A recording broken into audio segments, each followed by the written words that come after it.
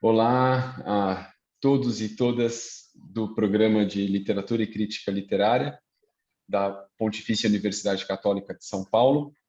Esse é mais uma entrevista da série Vida Literária, uma série que procura investigar, como a gente tem feito, as relações entre a experiência literária e outras experiências, sejam elas artísticas, sejam elas próprias à vida cultural, a vida cultural que, como a Sheila nossa convidada hoje vai mostrar, né, gera laços muito singulares e específicos de comunidade, de relação, né? Então, essa ideia de vida literária, ela, né, se desdobra muito nas questões que a Sheila estuda, principalmente a partir do cinema, né, como a gente vai ver. E então, hoje, né, agradeço demais a Sheila França, que é a nossa convidada, né? Ela é pesquisadora integrante do Grupo de Estudos em Experiência Estética, Comunicação e Artes, do GECA e da Universidade Federal do Recôncavo Baiano, desde 2018.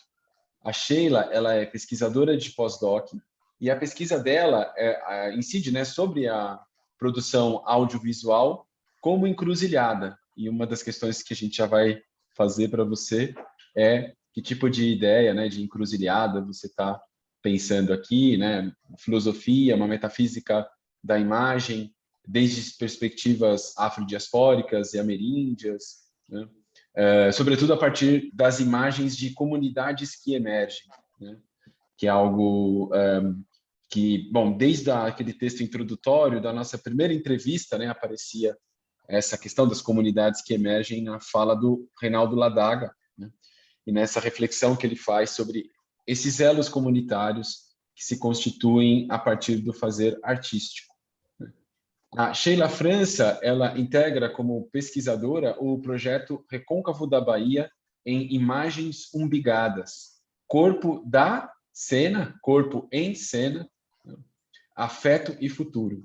Bem como a equipe do projeto, né, que eu imagino está relacionado, você vai falar isso para a gente em mais detalhe, né? Corpos da Cena em Cena, e aí de novo aparece essa duplicidade, né, do corpo da cena e corpo em cena, né? Imagens estético-políticas realizadas em coletividade no Recôncavo da Bahia e na Grande São Paulo, né, que essa pesquisa aqui integra, né, o grupo de estudos em experiências estética, comunicação e artes da Universidade Federal do Recôncavo da Bahia, em parceria com a ISPM aqui em São Paulo. A Sheila é doutora em comunicação pelo programa de pós-graduação em comunicação e cultura contemporânea na Universidade Federal da Bahia e integrou o LAF, que é o Laboratório de Análise Fílmica da mesma instituição. A tese da Sheila, né, As Ficções de Nós na Filmes de Plástico, né, você pode falar um pouco melhor o que é essa Filmes de Plástico, né, esse coletivo, né? Reflexividade, intimidade e partilha no cinema brasileiro contemporâneo, uma tese que reflete sobre a relação entre cinema e criação comunitária nas ficções filme de plástico. A Sheila é mestre em letras, linguagens e representações pela Universidade Estadual de Santa Cruz, a UESC, em 2012. Interessante, né? Então, vocês veem que a Sheila vem de um mestrado em letras e ela vai poder também falar um pouquinho para a gente dessa articulação entre linguagem, literatura e cinema. Ela é graduada em comunicação social com habilitação em rádio e TV pela mesma UESC em 2009. Então, vocês veem que, né, a formação dela articula a comunicação social, letras e audiovisual. Dentro do audiovisual, a Sheila atuou na área de roteiro, produção e pós-produção e participou de curtas-metragem como O Maldito Ladrão de Memórias, Nos Trilhos do Tempo, que são documentários, né? Itabuna, 100 anos, Ferradas, Um Berço Amado, também documentário, e Pecado Perdoado, documentário híbrido. Ela integra o corpo de curadores da Mostra do Filme Livre, desde a edição de 2017, sendo parte do júri na edição especial Pandemia, em janeiro de 2022. A Sheila também ministrou oficinas e aulas de redação, roteiro e audiovisual para alunos da educação básica. E seus interesses de pesquisa, como temos visto, giram em torno da análise de obras artísticas com ênfase em discussões sobre modos de leitura, produção da experiência estética, com um destaque todo especial para a relação entre a intimidade e o comunitário, território, identidades, performances e encenação. Bom, diante dessa apresentação, né, que tocou, como já mencionei, diversas áreas de interesse aqui da nossa série de entrevistas, né? Eu nem mencionei muito, mas essa questão das oficinas de roteiro, né, e de levar a produção artística, no caso a produção fílmica, naquilo que ela tem de dimensão escrita, né, que é a do roteiro, né, para a educação básica é algo que, enfim, dialoga muito com preocupações nossas aqui do programa também, sobre formação do leitor, como levar a experiência artística escrita para dentro da sala de aula. Mas acho que a primeira pergunta, né, que eu te faria, Sheila, já reiterando os agradecimentos pela sua, né, ter aceitado o convite para essa conversa, seria a respeito, né, dos modos de existência e de produção da experiência artística, né? A gente sabe como a produção artística foi, sobretudo em contextos não modernos, ou se você quiser, não ocidentais, não europeus, né, ela sempre era pensada como um produto coletivo, comunitário, né? E daí, enfim, há todo um processo que leva ela ao artesanato, às guildas do artesanato, um processo de individuação do artista, né? Que teria culminado, né, na sociedade liberal competitiva que a gente vive sobre o capitalismo, nessa ideia do artista como um produtor, um artista individual, né? Alguém que tenha lá, inclusive, direitos autorais, né, em torno da sua produção, né? E, por outro lado, estudos mais recentes, né, uma virada antropológica mais recente, viu o quanto havia de, sei lá, de preconceituoso, de enviesamento do nosso olhar, né, quando a gente olhava a produções artísticas em contexto não ocidental ou não moderno, né, e pensava que a não individuação era algo, digamos, mais atrasado em relação à individuação, né?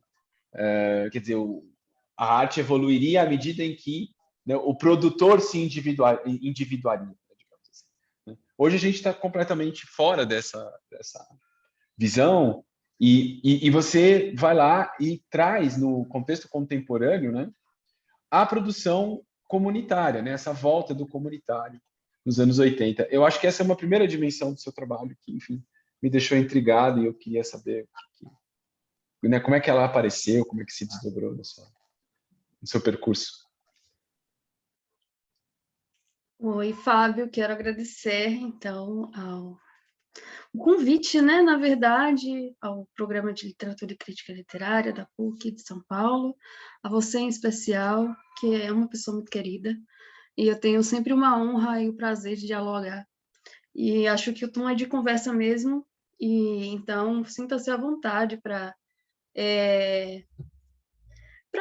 para conversar, para complementar, para dialogar. Eu entendo o diálogo, e aí trazendo já para essa dimensão do coletivo, né?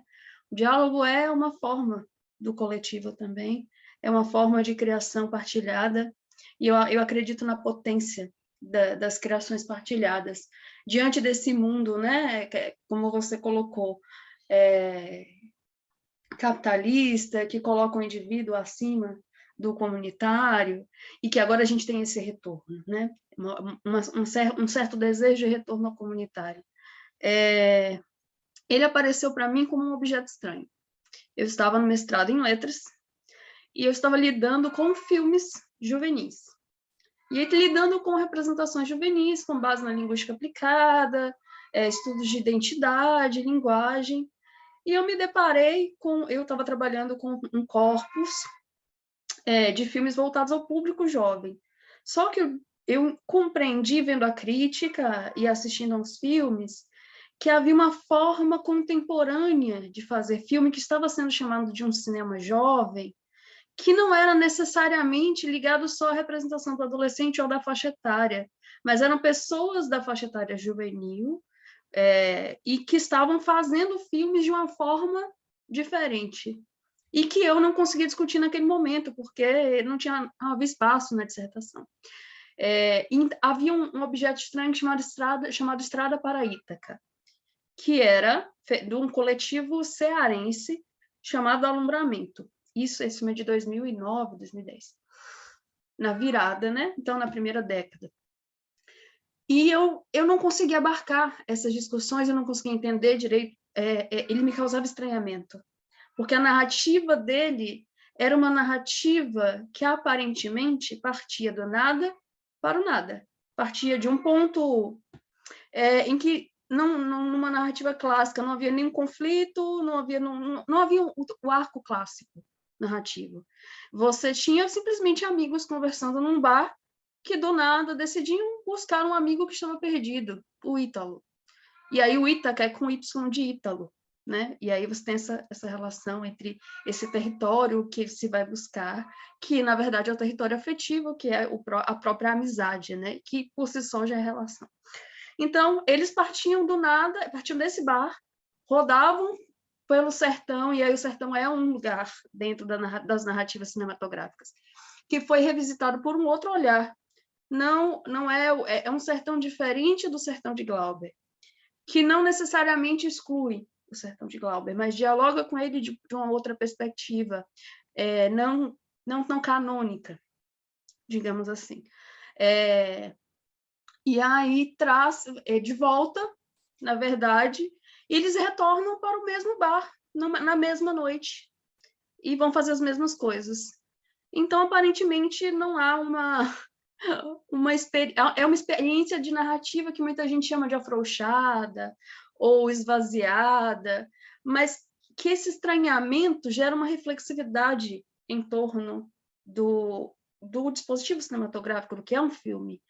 E eu entendi que o filme eram aqueles 4 corpos em relação, junto com daqueles sujeitos, né, em relação àquele território, em relação ao território afetivo e em relação ao cinema. Só que isso só fui entender depois. O estranhamento estava ali. E acho que a potência vem, nesse primeiro momento, para mim, do comunitário, desse estranhamento. As outras produções eram da Globo Filmes, eram industriais, né? Ou estavam ligados a um padrão de produção muito verticalizado, onde você tem diretor assinando com isso que você colocou das funções individuais, né? O produtor, o diretor, cada um assina a sua função, cada um faz sua parte, tem um ator que tem um nome diferente do personagem, e nesse filme todos assinavam tudo, praticamente, as funções criativas, e eles tinham os mesmos nomes dos personagens, e havia um imbricamento desse estranhamento entre vida e arte que me colocava num lugar de desconforto muito potente enquanto espectadora. E aí aqui eu coloco um ponto de vista muito caro para mim, para o grupo do qual participo, que a gente se implica muito enquanto espectador, né? A gente não está num ponto de vista distanciado. E aí é por isso que a gente fala corpos da cena, corpos em cena. Em vez de usar encenação, por exemplo, ou mise-en-scène, que são termos mais tradicionais, porque a gente está falando de obras e de perspectivas de olhar implicadas com o território, com as formas de vida. Então, o que a gente compreende como experiência está relacionado à corporalidade, tanto da obra quanto dos corpos em cena. E aqui a gente não está falando de humanos apenas, a gente está falando de humanos e não humanos, né?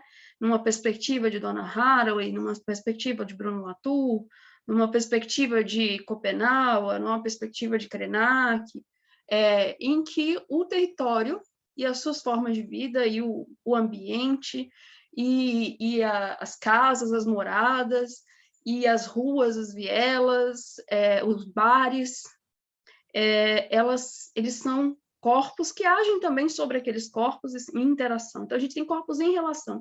Inclusive o corpo do espectador, que é convocado a habitar aquele espaço pelo estranhamento. Então, esse ponto é muito, muito caro para nós. Assim, às vezes é isso, né? O estranhamento vem porque a gente não conhece as dinâmicas daquele território. E aí é uma questão de ao mesmo tempo que a gente respeita o segredo do território, porque, óbvio, a gente não vai conseguir acessá-lo, e isso é importante, respeitar o segredo daquela comunidade, a gente tem o convite à fabulação, né? O convite à fabulação sobre aquela produção.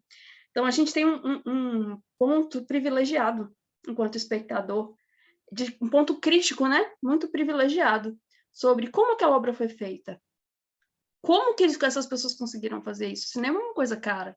É a mais industrial das artes, né? Digamos assim.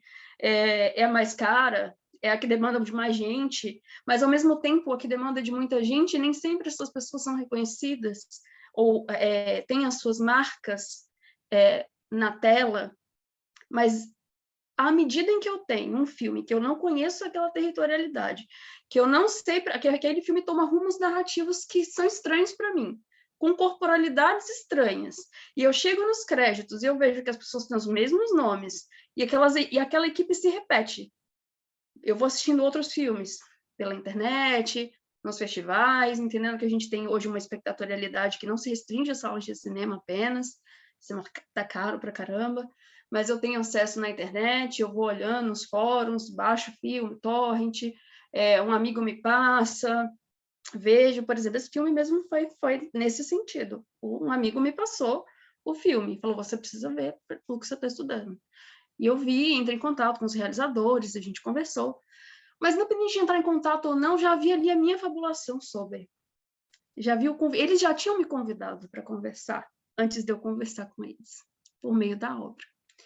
Então, o comunitário vem, inclusive, no convite para o espectador. Nós, né?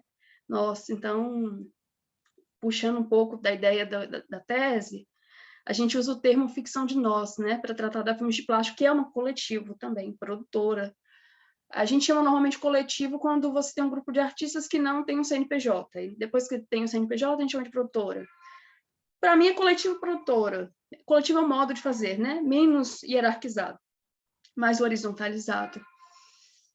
E aí, estudando filmes de plástico, em diálogo com a teoria literária, eu fui dialogar com a autoficção, né? E eu entendi que no cinema talvez não pudesse haver uma autoficção, no caso da filmes de plástico, no sentido alto, porque seria uma ficção de nós, eu preciso do outro, o presente, eu preciso da anuência do outro, eu preciso que o outro esteja comigo, eu preciso fazer com.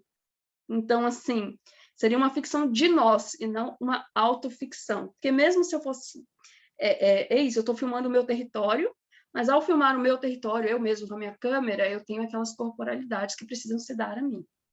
E aí, a ideia da ficção de nós vem dessa relação que você bem colocou entre a intimidade, a comunidade, né, e a partilha. E essa partilha se dá através... E eles ocupam um lugar mais privilegiado do cinema, que é a ficção. Os longas-metragens de ficção, inclusive. Né? A gente tem filmes de plástico que faz filmes de ficção, curtas e longas, a maioria deles, quase todos de ficção. A gente tem a Rosa Filmes, que faz longas-metragens de ficção. Alguns documentários, mas é famosa mesmo pela questão da ficção, né? Então, a gente tem coletivos, comunidades de localidades periféricas, Contagem, em Minas Gerais. A gente não está falando de Belo Horizonte, a gente está falando de Contagem. A gente não está falando de Salvador, a gente está falando de Cachoeira, São Félix, Muritiba. A gente está falando de Ilha Grande. A gente está falando do Capão Redondo com a Astúcia Filmes. A gente está falando, enfim, de um olhar sobre lugares que não estavam no mapa do cinema brasileiro. Ou, quando estavam no mapa, foram olhadas por um outro viés, como é o caso do Sertão. E a intimidade, ela vem... e a relação entre intimidade e comunidade é uma questão muito importante, assim, porque o eu só é possível por causa do nós, né? Então, assim, e o nosso é possível porque aquelas pessoas se doam de alguma maneira, em suas individualidades, para a constituição daquele emaranhado entre vida e arte, né? Então, a gente tem a ideia de performances emaranhadas, são atores que atuam em diversos pontos. Estão ali o tempo todo performando entre a vida e a arte, porque eles, ao mesmo tempo que tem, por exemplo, o Alcides numa produção da Filme de Plástico, que é o vizinho, ele ao mesmo tempo, ele é o vizinho, ele está sentado ali, ele é o vizinho, mas ao mesmo tempo ele é o personagem. Então eu tenho performances, eu tenho o Gabriel, que ao mesmo tempo que é crítico de cinema, é diretor, e aí atua também, e agora, né, Marte 1 foi indicado, né, pro Oscar, né, foi da Filmes de Plástico, então, assim, uma alegria imensa, aliás, é uma honra, né, assim, eles são... Estou muito feliz com a indicação, acho muito justa, porque é emocionante. A periferia Legal. no centro, né, a periferia no centro, e continua sendo periférico mesmo no centro, e isso eu achei muito interessante. Eu falo pra Não, caramba, hein? é muito... Nossa, muitas coisas que você disse que, enfim, adicionam muitas reflexões, a essa questão, né, dos corpos, enfim, do diálogo com a teoria literária, né, que também sofreu muito impacto dessas ontologias ameríndias, né, do Viveiros de Castro, do Schopenhauer, também da Donna Haraway, da reflexão dela, né, sobre as acoplagens, né, as acoplagens entre o corpo e o objeto técnico, né, que eu imagino que para o cinema são muito produtivas, né, enfim, ao mesmo tempo, quando você falava, né, digamos, esse problema da ideia de autoficção diante do nós, né, me lembrei muito de um poema, né, poema bastante conhecido do Leminski, né, que é justamente o Contra Narciso, né, em que ele diz: em mim eu vejo o outro e outro e outro, enfim, dezenas, trens passando, vagões cheios de gente, centenas. O outro que há em mim é você, você e você.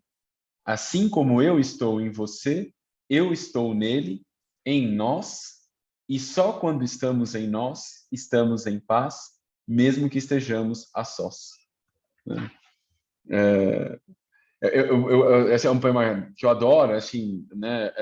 Porque tem essa coisa do e você, e você, e você, do nós, né? E essa ambiguidade do nós, né? Que nós não é só ali o pronome pessoal, mas é também o nó, né? O nó da relação, né? Os nós que se estabelecem.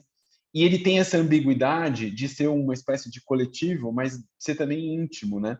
Porque quando ele diz só quando estamos em nós, ele está dizendo, né? Só quando cada um está dentro de si mesmo. É um nós, que é um uso do nós muito... Às vezes a gente usa isso para você, né? No discurso, né? A pessoa está falando de um você, mas é um impessoal. Como, aí você vai lá e faz isso. Aí você faz isso. É um uso de você que não é o você interlocutor, é um você genérico, né? E às vezes também as pessoas usam um nós para fazer isso. Às vezes usa o a gente faz isso, a gente faz aquilo. Às vezes usa o nós, né? Enfim, os pronomes, né? Eles têm às vezes essa área de atuação tanto quanto imprecisa, como nesse caso, né? Só quando estamos em nós, né? Só quando a gente faz o que faz, algo assim, né? Que remete justamente a esse lugar da intimidade, onde a intimidade e a comunidade se tocam, né? E, enfim, a gente estava, né, conversando sobre como isso é importante para pensar essa dimensão, essa volta, né, do comunitário, porque, ao contrário, muitas vezes isso também aparece no Ladaga, né, essa oposição, né, entre o que seria comunitário para você ir para essa comunidade, você teria de deixar de lado ou superar essa longa tradição, de um certo modo, que atribui à produção artística, né, essa lida com o outro em si mesmo, com essa questão daquilo que é radicalmente íntimo, né, mas é de uma intimidade que ela nos é estranha, que isso que é o fundamental. Às vezes a pessoa diz, é o íntimo, e aí pensa essa subjetividade autocentrada, que fala de si mesma, como se ela tivesse uma identidade própria, né, muito definida. E que, na verdade, não é essa a intimidade que interessa a arte, né? Pelo contrário, é essa intimidade estranha, esse estimo, né? Como dizia o Lacan, né? essa intimidade que a gente estranha, que a gente vê como uma alteridade, né?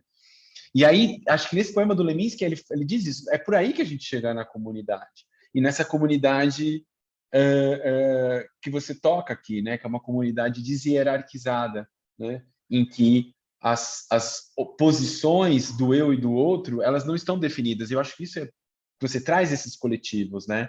Em que quem é o diretor e quem é o dirigido, como que isso, né, se articula, né? Eu queria te ouvir mais, né, sobre essa questão do cinema pós-industrial, né, como aparece em algumas formulações do seu trabalho, né, quer dizer, né, classicamente o cinema seria a mais industrial das artes, né? E isso já é dito, né, de um certo modo, desde o início do século XX, né? De um certo modo, obviamente, já era um desafio, né, para aquela concepção muito individualista de arte, mas ao mesmo tempo, né, como você mesmo lembrou, apesar do cinema ter esse caráter industrial, né, justamente por ele se hierarquizar nessas posições, nessas funções, como determina, né, o modo de produção, né, industrial, capitalista e tal, né, ele acaba, apesar de ser industrial, apesar de ser intrinsecamente coletivo, né, recuperando um pouco essa aura, né, do diretor, né, o diretor autoral que faz, ou às vezes, né, do ator, né, que vira a estrela, né, do filme, né? Quer dizer, então, né, a gente acaba construindo sobre essa estrutura industrial toda essa metafísica da individualidade, né?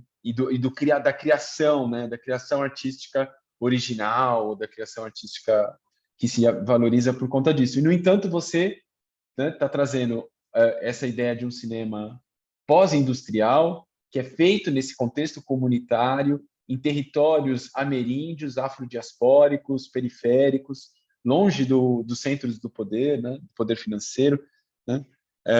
E acho que tem esse desafio de pensar como que isso se viabiliza, né? Como é que, enfim, fico imaginando que se a dona Harry é convocada para pensar a relação com essas novas mídias, com internet, com digital, como é que tem sido, Sheila?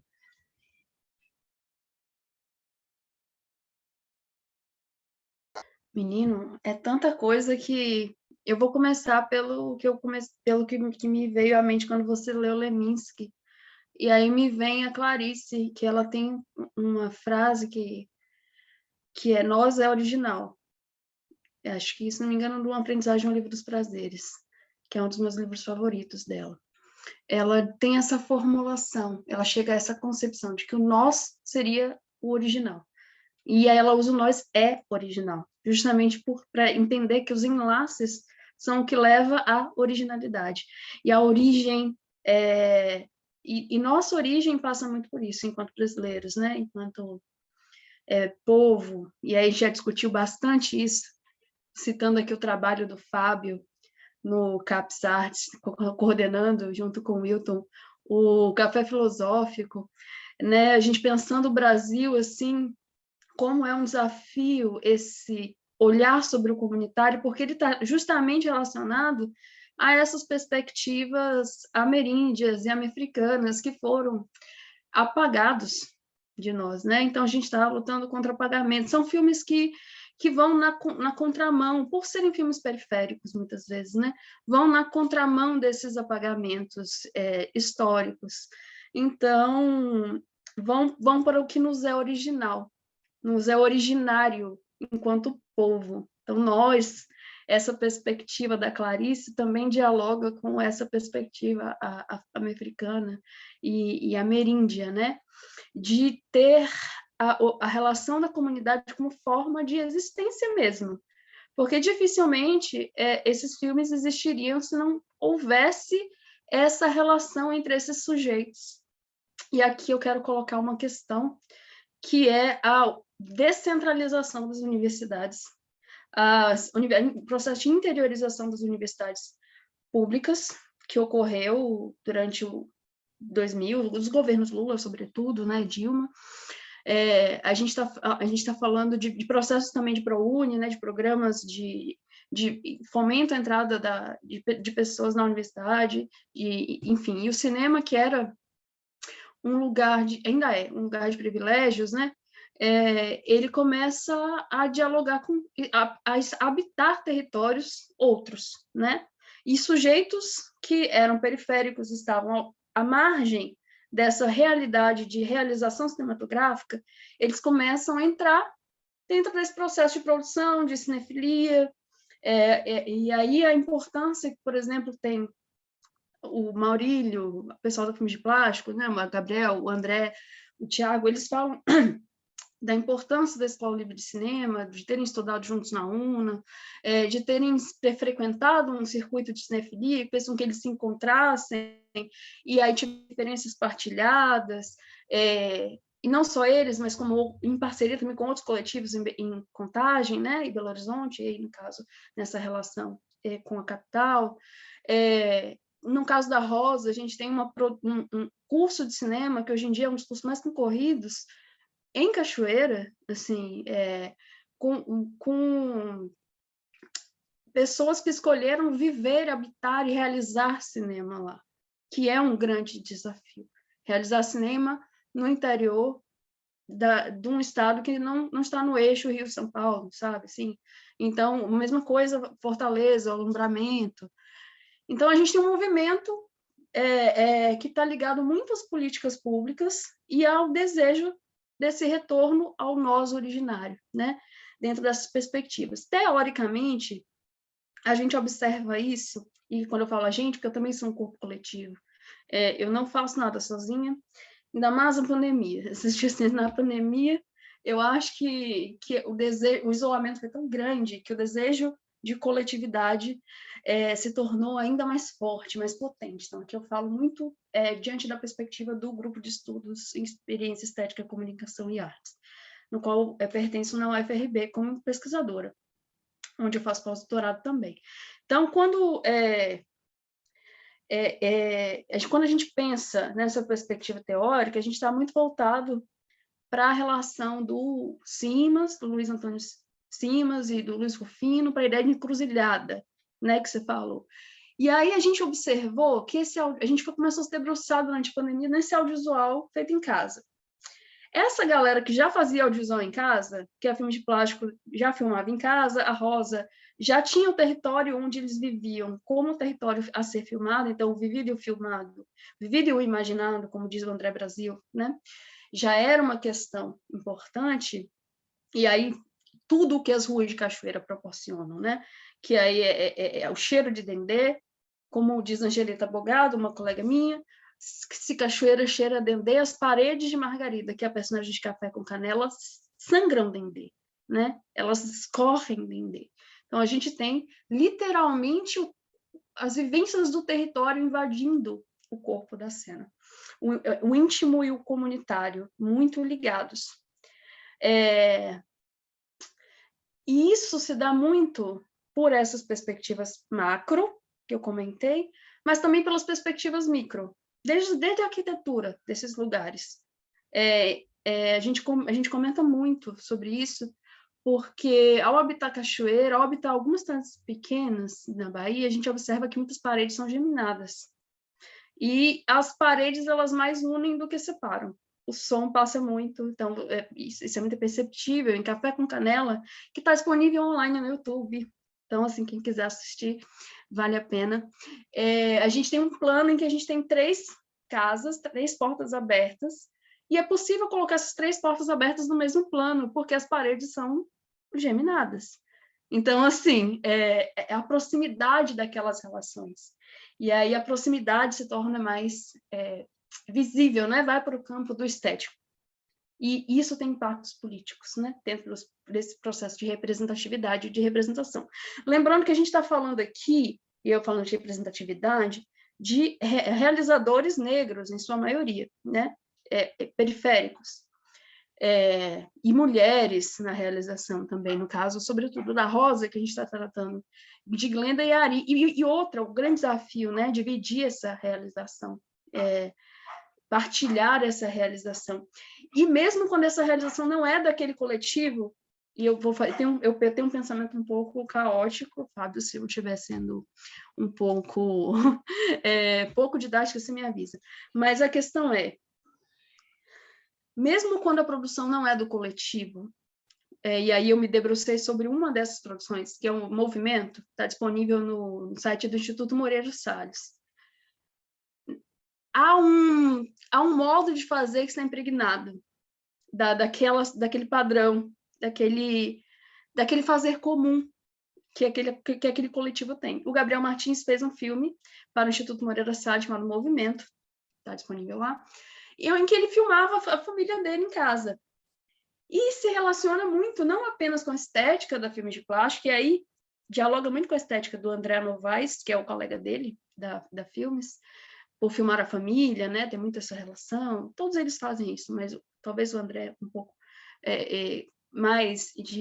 mais próximo. Mas, enfim, não sei. Mas todos eles fazem isso. E o Gabriel traz isso para a produção, que não é assinada pela Filmes de Plástico. É uma sensibilidade que é dele, mas, ao mesmo tempo, é partilhada. E quando ele faz sozinho, vem com ele. E, ao mesmo tempo...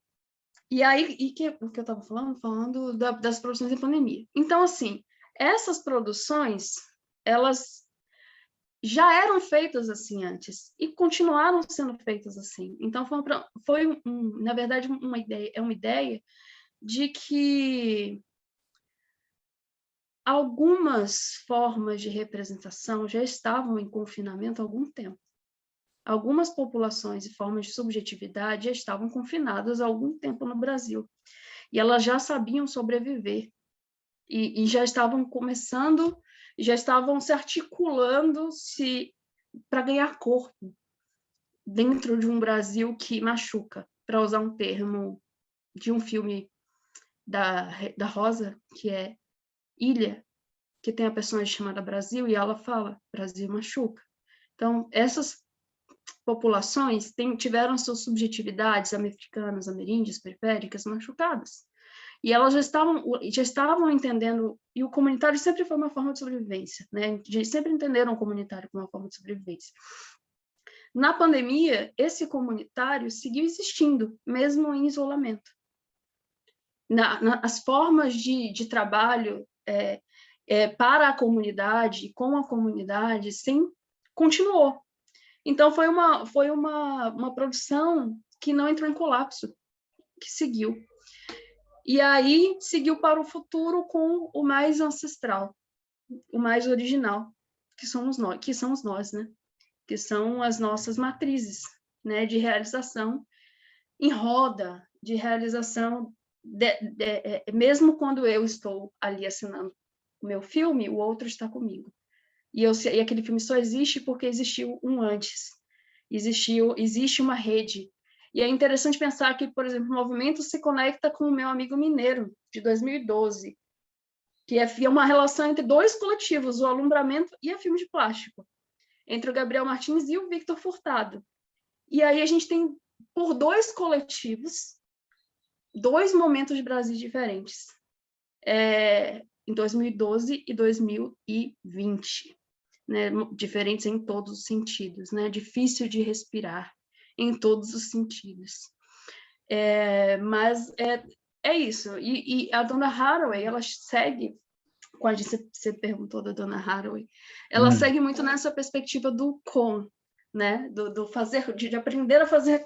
Eu adoro o termo dela, do fazer parentes, né? Nós somos uma terra de refugiados sem refúgio. E eu acho que a comunidade é um grande refúgio. E ela cita as bactérias, né? Como a gente pode aprender com outras formas de vida, como a gente pode entender que talvez o nosso futuro já tenha sido, né? Já tenha sido. E eu acho que esses filmes entendem que o nosso futuro é ancestral, é esse nós, que nos foi subtraído, né? Nas tenebrosas transações do Chico. Assim, então, eu acho que é um pouco por aí. Não sei se eu te respondi. Não, respondeu muito bem. Eu ia pedir para você só contextualizar muito rapidamente, antes da próxima pergunta, A Filme de Plásticos e a Rosa Filmes, que acho que são as produtoras com quem você tem trabalhado mais próximo, né? Também anunciar, né, assim, acho que foi você falou agora, né, do Marte 1, né, que foi indicado para o Oscar, enfim, assim, se quiser falar um pouco mais, né, desse acontecimento. Acho que é só uma contextualização para nosso público também poder acompanhar melhor, assim, esse contexto desse novo cinema. Massa. Bom, durante o processo de doutoramento, cheguei no Estrada para Ítaca, né? Estrada para Ítaca me trouxe para o doutorado na UFBA. E aí, chegando lá, eu comecei a mapear alguns coletivos. E eu queria falar de todos eles, na verdade. Só que, obviamente, não há espaço numa tese. E aí, eu escolhi um ponto e eu escolhi e fui escolhida por esse ponto, na verdade. Eu fui a Belo Horizonte para a Mostra do Filme Livre como espectadora, né? Na época, fui como espectadora, em 2016. E eu assisti a todas as sessões. E aí, Cristiano Burlan, e via filmes de plástico, e via relações entre esse cinema independente, que a Mostra do Filme Livre basicamente é sobre cinema independente. E eu comecei a entender essa relação entre vida e filme em vários lugares. Só que eu entendi também que eu não ia conseguir falar de todos. Por uma amiga em comum, a Ana Luísa Coimbra, que é professora da UFRB, do CAL da UFRB, ela era amiga do André Novaes, que é um dos diretores, e me apresentou a eles, né? O André, o Maurílio, André Novaes, Maurílio Martins, Gabriel Martins, não são irmãos, não são primos, são amigos, eram vizinhos, não sabiam, e o Tiago Macedo Corrêa, que são os integrantes da Filme de Plástico. Nós fomos visitá-los, marcamos uma visita, e eles me chamaram para assistir as filmagens. Aí eu falei, bom, é uma oportunidade de talvez eu recortar, isso eu já estava no último ano de doutorado, eu recortei só para filme de plástico, e dali, entendendo, fazia pequenos saltos. A partir dos filmes da Filme de Plástico, das imagens que eu via, as imagens elas convocavam algumas outras imagens de outros coletivos. E eu me permiti esses saltos. Não cheguei a usar a teoria de Benjamin, mas por conta do tempo mesmo, né, de pesquisa, e eu não tinha na época tanta intimidade, eu ainda não tenho muita, mas hoje em dia eu tenho a assessoria das minhas colegas pesquisadoras de Benjamin que me ajudam, mas eu me permiti um pouco esses saltos das imagens, né, a partir dos lampejos que vinham. Então, eu decidi focar na Filme de Plástico, que é um coletivo que ganhou projeção nacional com um curta chamado Fantasmas, que está também disponível no YouTube. Aliás, todos os curtas da Filme de Plástico estão disponíveis no YouTube, no canal da Filme de Plástico. Fantasmas é um filme interessantíssimo em termos de economia da imagem, porque a gente tem um plano apenas, você só tem uma imagem no campo do visível, né? E ao mesmo tempo, você tem a voz dos personagens, você tem uma movimentação da câmera, você tem o dispositivo. Aí a gente tem essa convocação do espectador para a fabulação. Que filme é esse? Do que se está tratando? Que temporalidade é essa? No final, eu não vou dar spoiler, você descobre muitas camadas, você acaba levando uma rasteira, no melhor dos sentidos do filme, uma rasteira mesmo, porque o filme estava brincando com a gente o tempo inteiro, né? E aí uma rasteira no sentido dos cimas, né? Uma rasteira da linguagem, uma rasteira de Exu, né? Então, assim, em termos de cinema. Então, então esse é o cinema da Filme de Plástico, cinema de 3 realizadores até agora, né? O Thiago ainda não realizou, é produtor, mas a gente tem o André Novaes, o Maurílio Martins, o Gabriel Martins e o Thiago. Eles são de Contagem, e desde o final da primeira década de 2000, eles fazem filmes e ficaram famosos com Fantasmas em 2010. E a partir daí eles fazem filmes com a família, né? Fazem filmes com a família, mostrando o bairro. O filme que eu acompanhei, chama No Coração do Mundo, se passa no bairro Laguna. A primeira fala do filme é Boa Noite, Laguna. sabe assim? E foi filmado na praça, os moradores, e foi muito legal. E o interessante é que eles criaram um universo. No Coração do Mundo é uma celebração da união entre essas pessoas que estavam ali fazendo os filmes. Se passa dentro do próprio universo de 2 curtas-metragens deles. Eu sempre troco o nome desse filme, mas Dona Sônia pediu uma arma emprestada para o seu vizinho Alcides, talvez não seja exatamente isso, mas algo assim, e Contagem. E aí, dentro do universo desses 2 filmes, surge No Coração do Mundo, que une pessoas que trabalharam em toda a filmografia deles. Então, assim, une aqueles sujeitos de afeto. Então, esse é. E Marte 1, assim, eu ainda não tive o prazer de assistir, não tive a cara de pau de pedir a eles o link.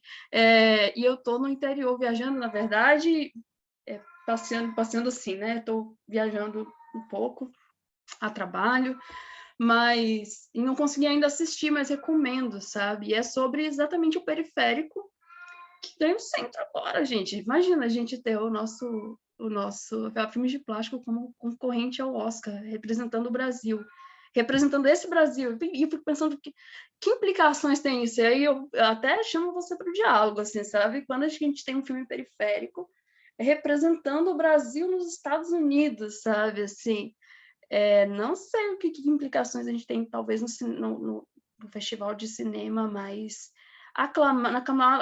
mercadologicamente mais famoso, né? Vamos dizer assim. Mas é uma produtora que já circula muito por diversos festivais, assim, no exterior, sempre, né?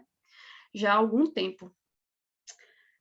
Cannes, Veneza, Roterdã, eles sempre já circulam, são imagens de Brasil que já circulam por lá há algum tempo.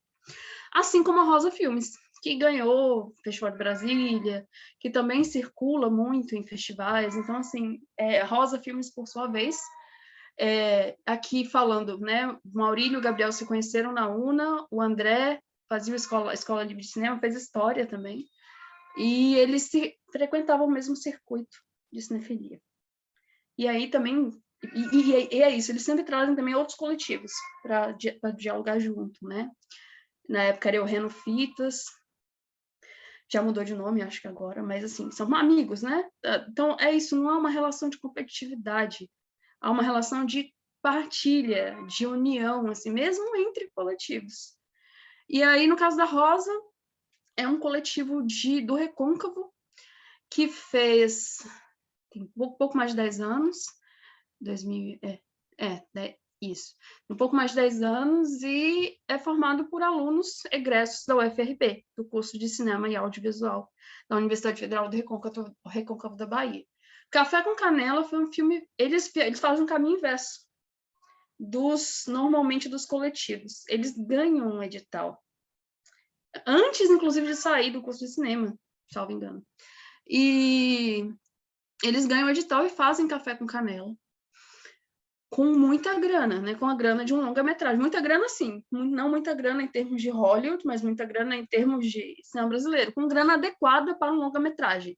Porque, veja, Ela Volta na Quinta, que é o primeiro longa-metragem da Filme de Plástico, foi feito com dinheiro de um curta-metragem que eles ganharam. Então, assim, para quem já fazia filme sem dinheiro, ganhar um dinheiro para um curta já dá para um longa. Então, é outro rolê. Mas essa coisa de fazer filme sem dinheiro também é polêmica, né? É bem, bem polêmica. Assim, não é uníssono. Isso eu vou chegar daqui a pouco. Mas a Rosa fez esse filme e todos os filmes, na verdade, acabam sendo... Todos, não sei, mas eles têm bastante incentivo. Eles conseguiram bastante editais e fizeram assim. Mas acho que talvez Ilha, não tenho certeza. Mas eles fazem esse filme no Recôncavo e começam a produzir todo ano.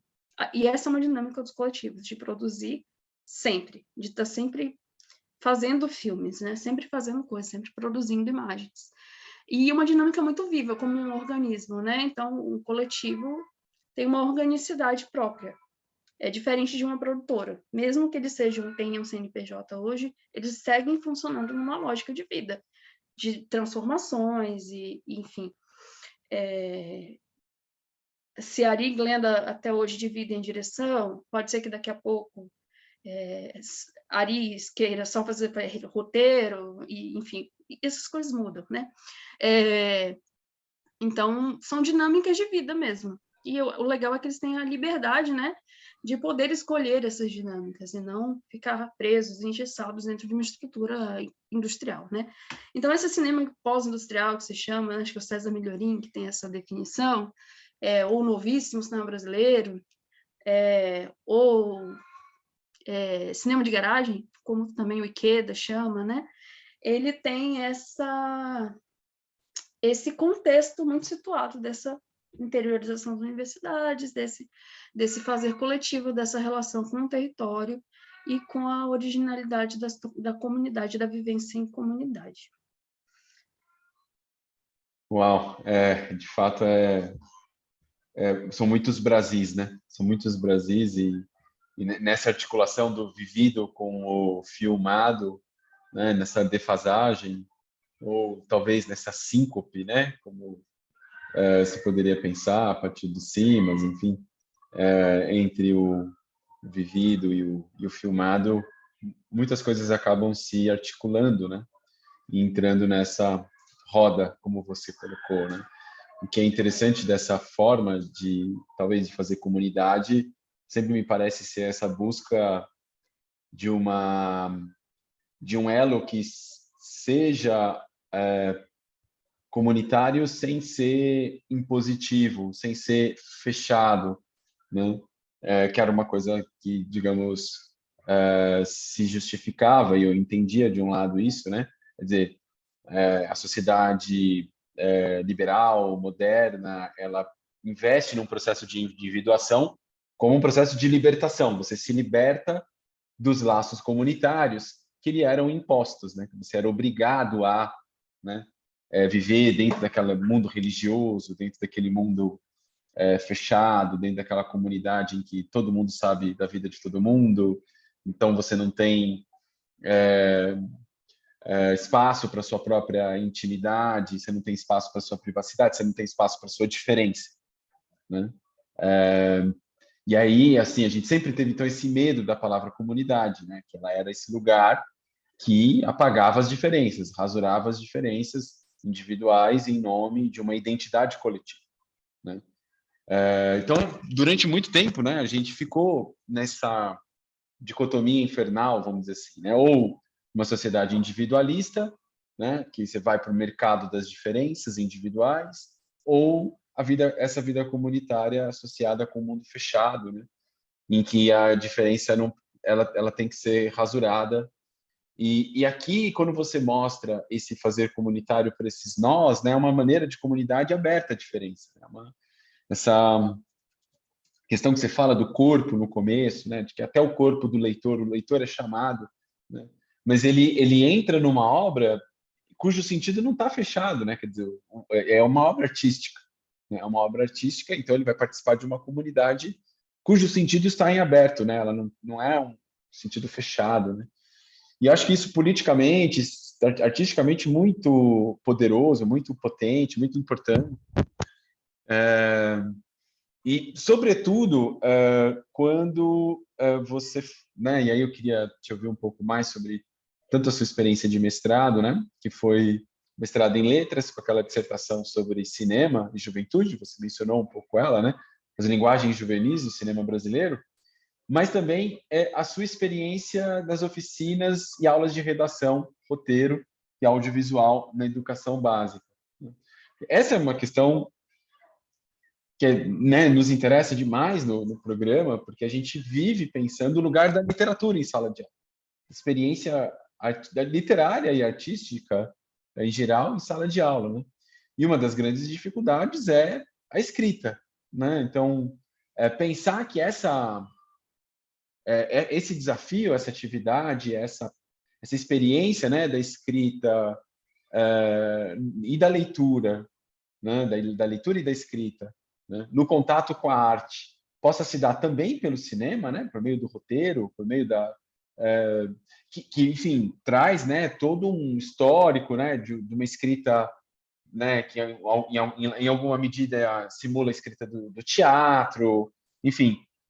Isso para mim, eu acho fantástico, assim, quer dizer, não é só, né, não é só o cinema que está se democratizando, é muito mais, é tudo que vem junto com o cinema e todos esses elos comunitários que você está lembrando também, né? Porque aí você vai ter ali na sala de aula também alguém que vai ser melhor do roteiro, alguém que vai ser melhor no vídeo, né?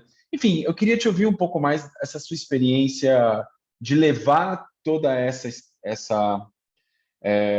todas essas questões, né? Toda essa experiência prática também para a educação básica.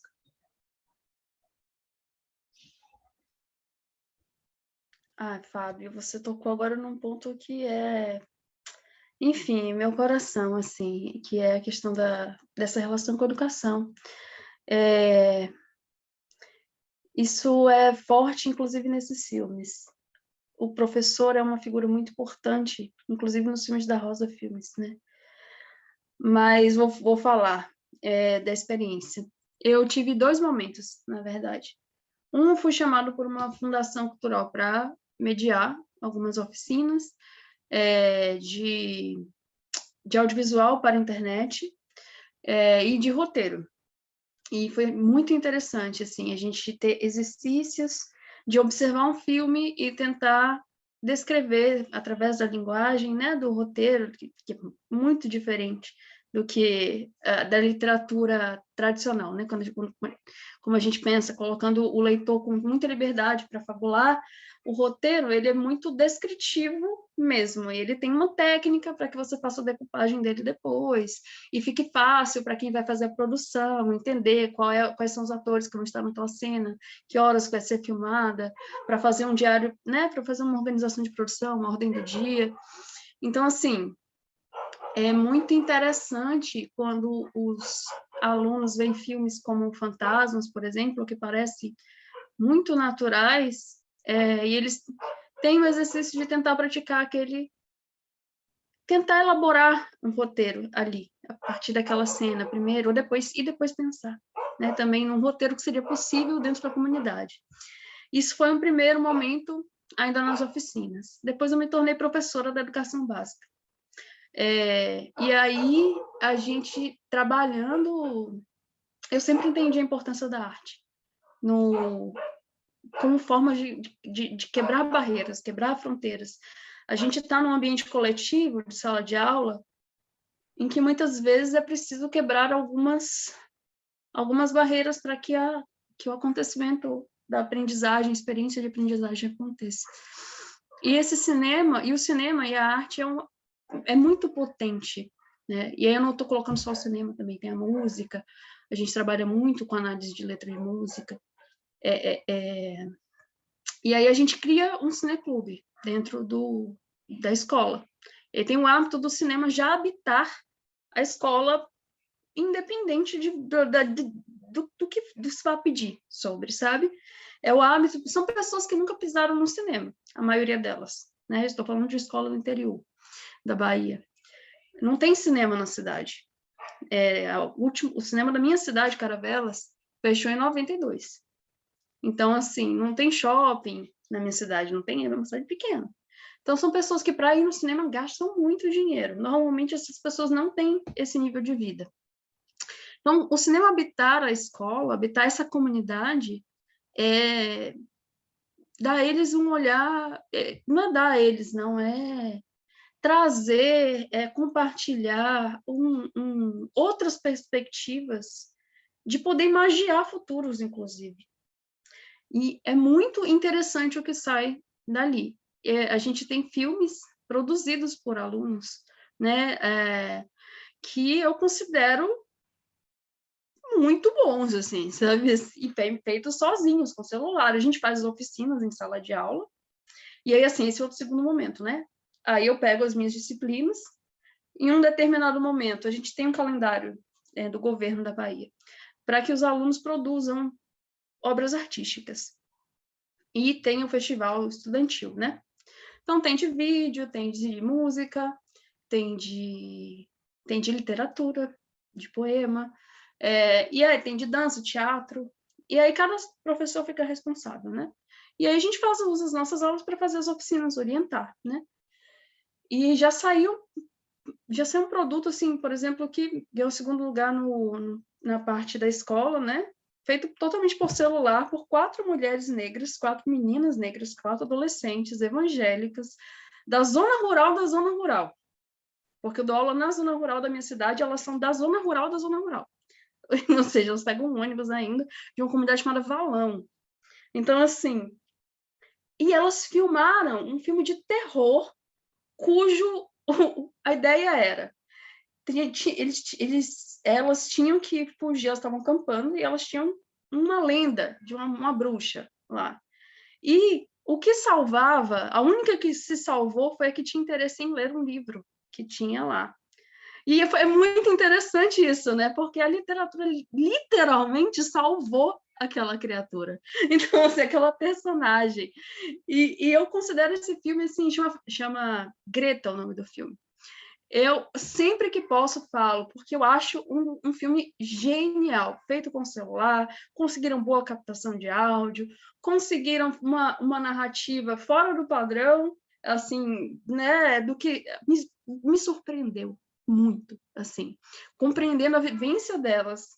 E aí você vê esse poder de quando você tem diante de si a dizer, não, eu posso fazer um filme, eu vou fazer do jeito que eu quero. E muitas vezes você inventa outras realidades, assim, que não são exatamente aquelas que lhe foram impostas pelo social, né? Então, assim, e não deixa de ser comunidade, não deixa de ser comunidade, só que não aprisionada a esses viés que você falou, né? Da religião, então elas transcendem. Juntas, elas 4 transcenderam muita coisa. Então, eu sempre cito esse exemplo. Elas fizeram um roteiro, elas filmaram, elas montaram o filme, e eu só fiz orientar a montagem final. Foi a única coisa que eu fiz, mais nada. Assim, e é um filme incrível. Elas não entendem a dimensão do que aquele filme tem. Assim, embora elas tenham ganho, né? Foram para o festival, não ganharam, né, o primeiro lugar e tal, mas foram para o festival, foram vistas, Isso já mexe muito, né? Com a pessoa, participar dessa comunidade. E aí esse ano a gente teve também o rap, como uma coisa muito forte, né? A gente trabalhou o rap e 2 alunos meus fizeram uma dupla de MCs, e uma menina negra e um menino gay. E eles falaram da realidade deles, assim, sabe? E ganharam o segundo lugar.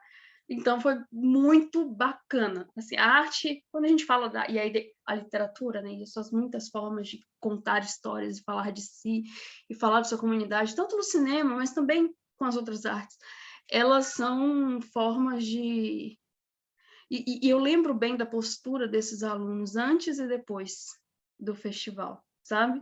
E é completamente diferente. A autoestima deles aumentou muito. Essa menina, ela virou beatmaker, assim. Todo dia ela me mostra uma batida diferente. Sabe o que ela fez no celular?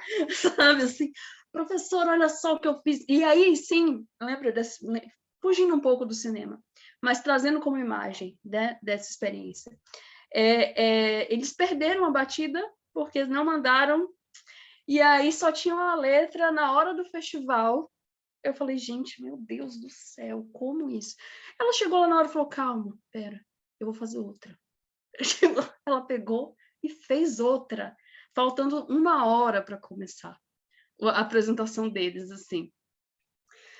Então, me deixou com o coração na mão, mas ao mesmo tempo me fez ver o quão empoderada eu estava, assim, sabe? O quão ela se sentia à vontade com aquela linguagem, sabe? Peraí que eu vou fazer. E ensaiaram, ficaram ensaiando depois.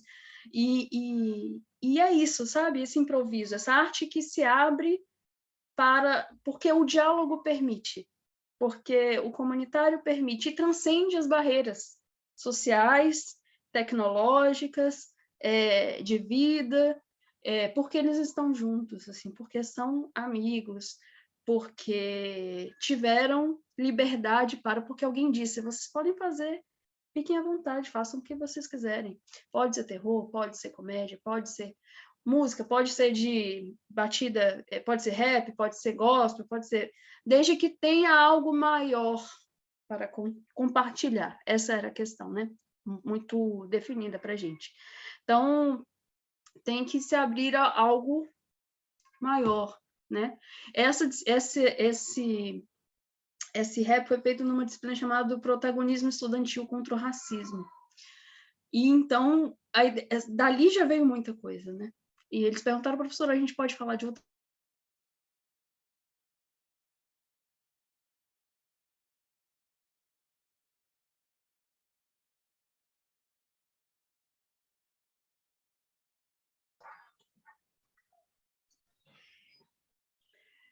Então, assim, só retomando, é isso, o cinema, as artes, de uma maneira geral, em sala de aula, sobretudo em comunidades periféricas, e aí eu estou falando aqui de uma zona rural, de uma cidade interior, elas usam o comunitário, elas têm o comunitário como forma de fazer, transcendem as barreiras desse comunitário, muitas vezes, pelo desejo, pelo diálogo, de produzir, pela possibilidade de estarem fazendo com os próprios dispositivos, e não com algo que é imposto, outros futuros, formas de imaginar outros futuros. Então, transcende muitas vezes a barreira religiosa, transcende a barreira das dificuldades tecnológicas. Então, eles aprendem a gingar e a dançar com com o que a princípio seria uma barreira e se torna potência. Que também é uma ideia da encruzilhada, né? Que é a possibilidade dentro da impossibilidade, que nos funda e que continua existindo, né? E continua em nós, em nossa subjetividade, que é também uma ideia do Rufino e também do Sims. Bem interessante. Esse último ponto que você levantou, dialoga com a última pergunta que eu queria te fazer. Enfim, é a última, simplesmente porque o horário está acabando, porque, enfim, são questões infinitas a respeito das quais a gente poderia seguir conversando por muito tempo, mas que é essa lida com os limites, né? Você mencionou sobre a polêmica de se fazer filme com dinheiro, sem dinheiro, e aí, eu imagino que isso toca, né, num outro dilema muito forte desse problema, dessa experiência das produções comunitárias, que é o risco delas, enfim, recaírem também em algum tipo de violência, justamente na lida com essas externalidades, né? Quer dizer, todo o processo criativo, por mais rigoroso que seja, por mais interessante e aberto, ele vai ter sempre algumas externalidades, sei lá, por exemplo, prazo, né? O edital vai lá e define, né? E aí essa forma mais deshierarquizada de gerir, né? De lidar com essa experiência de criação, né? Muitas vezes o desafio dela, então, passa a ser, bom, como que a gente toma decisões, né? Aquele processo mais hierarquizado, às vezes ele é até mais confortável, né? Porque como cada um fica na sua postura, na sua posição, né? Cada um tem as suas responsabilidades.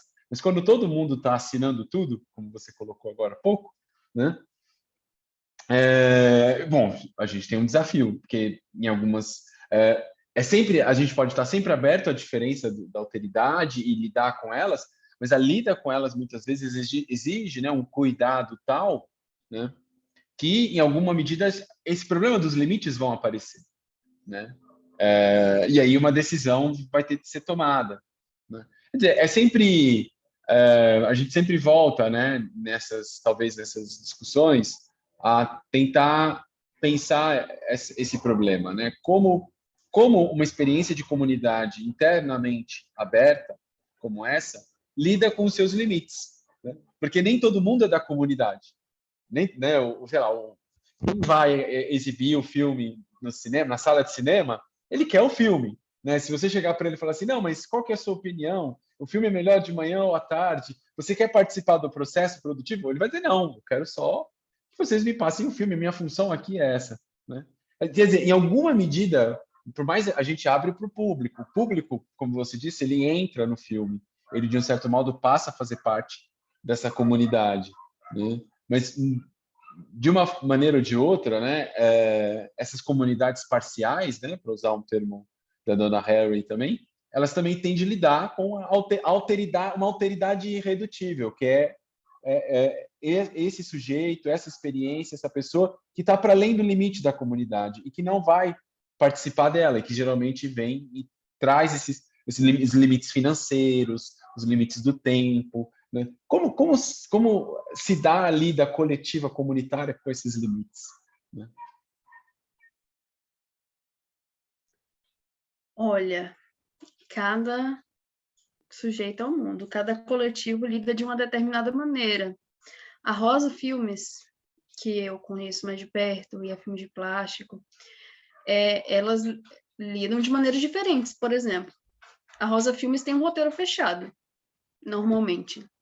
O Ari faz o roteiro, o Ari Rosa faz o roteiro, mas ele faz pensando nas pessoas que vão fazer, ele tem noção da embocadura das palavras, ele tem noção de quem vai dizer, como vai dizer, ele vive naquele território, ele sabe. Ele não é de lá, né? Ele é de Minas, mas ele vive lá. Ele há muito tempo, né? Ele aprendeu junto. Essa coisa de aprender junto é muito importante, né? A gente veio falando da escola, eles sempre defendem isso, né? De que eles aprenderam juntos a fazer. Eles vivem, e essa relação é muito, muito forte, assim. Então, é uma relação de aprendizado, de lidar mesmo com... É uma ideia do cinema como uma grande escola de vida mesmo, assim, sabe? De aprender a lidar com... Eles aprenderam lidando com, sabe? Eles não sabiam fazer... nunca tinham lidado com um edital tão grande. Então, logo no primeiro filme, fizeram um filme muito grande, que é Café com Canela, e é grandioso em todos os sentidos, e da direção de arte, a quantidade de atores, tem uma narrativa grande, então, assim, complexa, é um filme bastante complexo. Então, em termos de produção, que tinha um ator famoso, inclusive, que é o Babu, né? Então, que tem atores profissionais também, né? Já atores... porque tem também a ideia nos coletivos de se trabalhar muito com atores da comunidade. Eu não gosto dos não atores, não gosto do uso do termo não atores, porque se você está atuando, você é um ator, eventualmente, né? Então, assim, você pode não ser profissional, não é a sua vida, sua profissão não é aquela, mas você está atuando. Então, você pode ser um ator não profissional, um ator estreante, mas você é ator. E ali eles estavam trabalhando com atores profissionais, né? Da Bahia e o Babu, que eles ouviram uma entrevista de que ele queria fazer um personagem gay, e eles escreveram um personagem e chamaram o Babu para fazer. E o Babu descobriu que tinha um parente, inclusive, em Cachoeira. Enfim, mas o fato é que cada um aprende fazendo. Eu acho que eles aprenderam fazendo. Não tem algo que ensine a lidar com isso. Cada um vai entender a dinâmica do grupo e vai bater cabeça e vai entender como é que vai fazer a prestação de contas depois, e eu acho que é isso, sabe? É a prática que leva essa questão para esses coletivos, e cada um deles lida de uma determinada maneira. A Filme de Plástico é mais aberta, em termos de roteiro, pelo menos o que eu acompanhei, No Coração do Mundo. Eu lembro de uma cena muito bonita, e eu acho isso muito respeitoso também. Não que não seja da Rosa, é igualmente respeitoso, porque eles fazem pensando naquelas pessoas. E aí tem, na Filme de Plástico, eles escreveram um diálogo, uma base de diálogo, para o personagem que seria o Alcides, e aí eles tentaram fazer, e o Alcides não estava dando aquele texto em si, mas estava dando outro texto, e eles falaram, ok, beleza, tá tranquilo, tá ótimo, vamos seguir. O que a gente quer é o que essas pessoas têm para dar. E também eles deixaram espaços, assim, eu lembro que eu li o roteiro, eles deixavam espaços para as pessoas colocarem suas histórias de vida ali. Então, como é que se lida, né, com isso? O roteiro é um instrumento de transmissibilidade da experiência a ser filmada para uma determinada comunidade de produção. Só que, dependendo da dinâmica dessa comunidade de produção, isso vai variar. Então, essa é uma limitação, né? Que aí vai variar também. E aí, a lidar com os prazos e editais, só a prática mesmo, sabe? Porque é óbvio que não deve ser muito fácil essa questão. E é isso, né? No caso da Rosa foi uma estreia, no caso da Filme de Plástico, primeiro eles faziam sempre sem dinheiro. Vou falar da polêmica, que é não romantizar a precariedade, né? Então, a polêmica que tem não são bons porque são precários. Eles são bons porque são bons, porque tem referência, porque sabem fazer, e não são bons porque são precários, são bons apesar da precariedade. São bons porque sabem usar a precariedade como linguagem. São bons porque sabem utilizar o que tem como potência, a escassez como potência. Sabem usar, mas não quer dizer que precisa ser escasso. E aí é uma coisa que... E são pessoas que desejam viver disso, e tem essa bandeira de viver do cinema, né? É preciso que eles tenham o direito de viver do cinema, viver da arte, né? Então, há sempre esse discurso, né? Que muitas vezes romantiza o precário, e que muitos, e aí não é um consenso, mas muitos defendem que é preciso não romantizar essa precariedade, porque as pessoas têm contas para pagar, elas têm desejo de filmar, elas têm desejo de ter as suas imagens em tela, vistas, pluralizando esse Brasil, mas, ao mesmo tempo, isso não pode ser romantizado a partir do ponto de vista da precariedade. Eles precisam ter orçamentos para isso. E eu lembro que até o César Milhorim comentou que os editais deveriam ter, no caso dos coletivos, isso é uma ideia que eu achei muito boa, mas eu acho que nunca saiu do papel, que é um orçamento processual, que não era para ter uma obra em si, mas acompanhar um processo. E eu acho que poderia ser interessante, né, para justamente não lidar com mais drible com essa questão dos limites, né? Lembrando que normalmente essas pessoas não estão acostumadas com esse modo de produção, e é isso que você falou. São limitações que a prática vai, e o aprender junto, né? E o hábito de estarem sempre juntos vai dando segurança para que eles consigam lidar da melhor maneira possível. Assim, eu acho que estar em coletivo faz com que eles consigam se jogar nesse grande desafio que é lidar com o capitalismo, né, dentro dessa jogada toda artística. Eu não sei se eu te respondi sobre o lugar do espectador, não sei se nesses filmes, é claro, a Ari tem uma ideia muito boa sobre essa ideia. É que o espectador, ele obviamente nunca vai habitar o mesmo lugar da comunidade. Ele vai ser convidado a adentrar aquele filme, mas ele vai estar em um lugar específico de estranhamento, em que ele vai entender que há um segredo ali dentro da comunidade. Eu acho que o segredo o fato dele não acessar tudo é o que gera a potência dessa comunidade, porque ele entende que ali há um pertencimento, e que ele entende que também há um pertencimento dele na comunidade dele, e talvez isso engaje a olhar as narrativas ao redor dele também, olhar, a torná-lo atento ao cotidiano que está ao redor dele, assim como aquele filme é atento ao cotidiano que está ao redor de si. Então, Ari diz que tem sempre, um filme da Rosa tem sempre uma primeira comunidade de leitura, que é a equipe, depois a segunda, que é Cachoeira, que vive aquele filme, e a terceira, que é o mundo, né? Todo mundo que não pertence. E cada um vai ter uma perspectiva de leitura diferente, um lugar de leitura diferente, um modo de leitura, para usar o termo da semiopragmática, do Roger Jordan, um modo de leitura diferente, ou muitos modos de leitura diferentes, né? Partilhados ali. Então, é isso, há muitos lugares de espectatorialidade, há muitas formas de leitura, e é um desafio a leitura desses filmes também. Mas é um desafio do desconforto positivo que coloca o sujeito ativo em relação, inclusive, às narrativas cotidianas que estão ao redor dele. Muito bom. Não, ótimo, respondidíssimo. Essa é uma dúvida, um dilema que sempre me acompanha, né? Porque uma das afirmações, né, do manifesto antropofágico é justamente a antropofagia como a conversão do valor oposto em valor favorável. Quer dizer, se transformar o limite externo em algo, né, que pela devoração antropofágica passa a fazer parte, né, a ser favorável ao seu processo, à sua experiência, né, na sua construção, né? E é como você disse, não é romantizar a precariedade, mas é compreender a precariedade e utilizar a precariedade contra ela própria, de um certo modo, né? Mas a partir dos seus próprios termos, né? Compreender a linguagem, né? Quer dizer, é uma coisa muito complexa e, como você disse, tem que ser avaliada muito caso a caso, né? Para evitar, de um lado, a romantização da precariedade e, de outro, a imobilidade, né? O imobilismo, né? Quer dizer, a mera repetição, a reiteração dos lugares já dados, né? Então não vai ter como fazer cinema, porque né? É impossível, né? Não é o nosso lugar, né? Não, pelo contrário, é uma reivindicação do lugar e do território, né?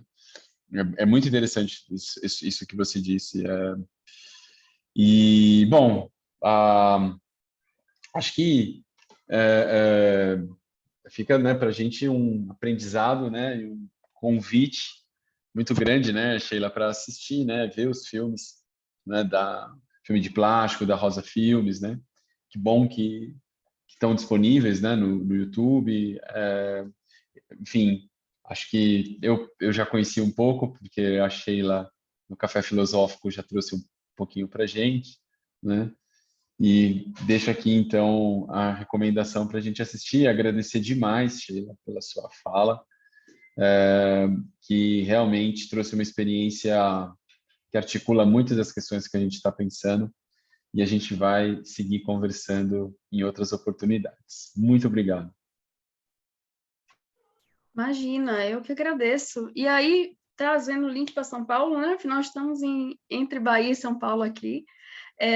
A gente está trabalhando com um coletivo chamado Quinoférico, de Guarulhos, e fica aqui a indicação também para vocês verem, tem no YouTube, e também fica a indicação de um coletivo muito bacana que é o Astúcia Filmes, do Capão, e tem um filme muito bom que eles já começam assim, olha, esse filme não teve captação de recursos, se você quiser contribuir, tem um Pix aqui, fique à vontade, sabe?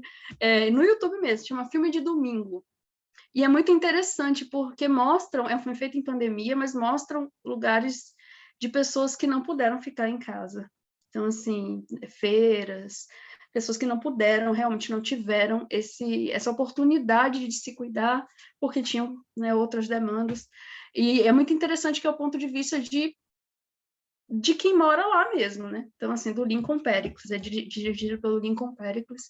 Aliás, fica também a dica desse realizador, que é da Astúcia, que é muito impactante, assim como outro realizador que eu não falei aqui, mas que tem muito também impacto, que é o Adirley Queiroz, do Seicine, né? De Ceilândia. São alguns dos coletivos que a gente lida, tem muitos outros, mas em especial esses. Recentemente eu revi, inclusive com a minha mãe, que fui aí no Pagode da 27, né?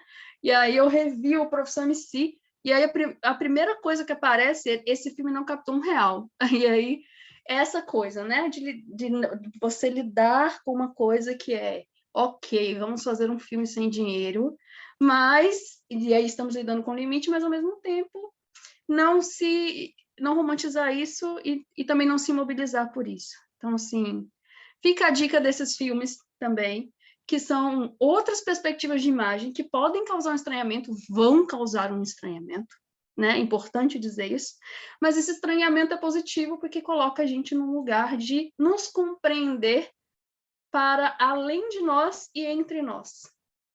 E eu acho que é isso, assim, sabe? E no momento que a gente está, a gente precisa mais do que nunca reenlaçar esses nós dos Brasis, né? Sobretudo desses Brasis periféricos.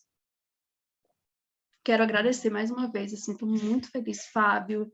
Foi uma conversa incrível. Poderia ficar horas aqui falando com você. Eu falo muito, me desculpe, Imagina. mas enfim, a gente segue conversando na gira. Foi ótimo terminar com esses nós de nós. Muito legal, Sheila. Até mais. Até, gente.